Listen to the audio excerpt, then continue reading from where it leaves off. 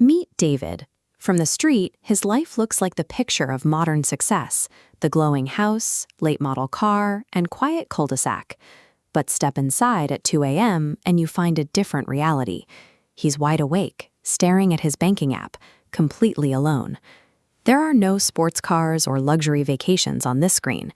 David is swiping plastic to bridge the widening gap between a stagnant paycheck and the rising cost of groceries, insurance, and utilities.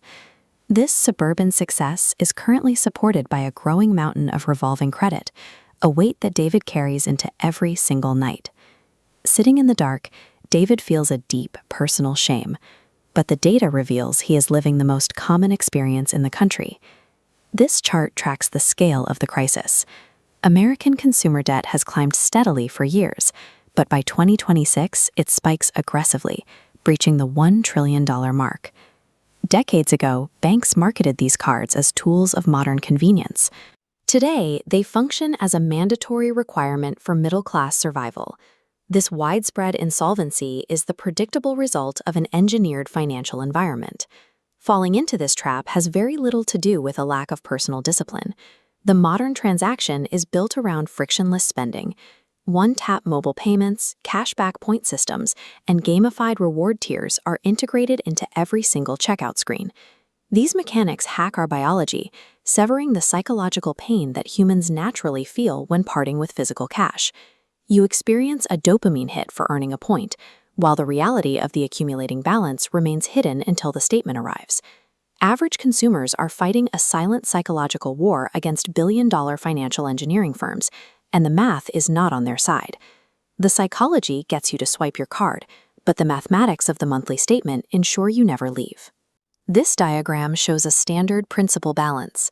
When a 20% annual percentage rate compounds, it continuously piles new, heavy interest blocks onto the original debt every single month. The minimum payment due is a specific formula that shaves off only the very top layer of that red interest, leaving the core principal untouched and ready to multiply again. When you extend this timeline out over 2 decades of minimum payments, the red interest blocks eventually dwarf the cost of everything you originally purchased. The minimum payment is a mathematical anchor designed to keep users in a state of perpetual repayment. If millions of hardworking people are losing at this financial game, then someone else has to be winning. The financial sector views customers who carry a monthly balance as revolvers, a class of user that generates high-margin, predictable cash flow for the bank.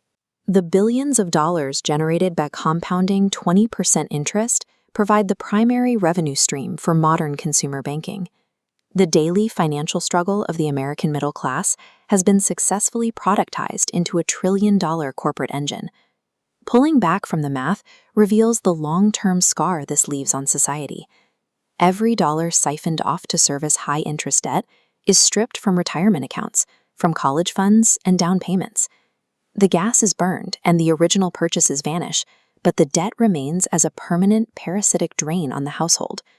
This system extracts the future generational wealth of these families to fund their survival in the present.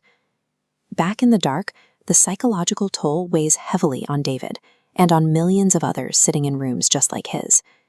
His balance will outlive the items he bought years ago, dictating the financial trajectory of his family for decades to come. Is the American dream quietly turning into a debt nightmare?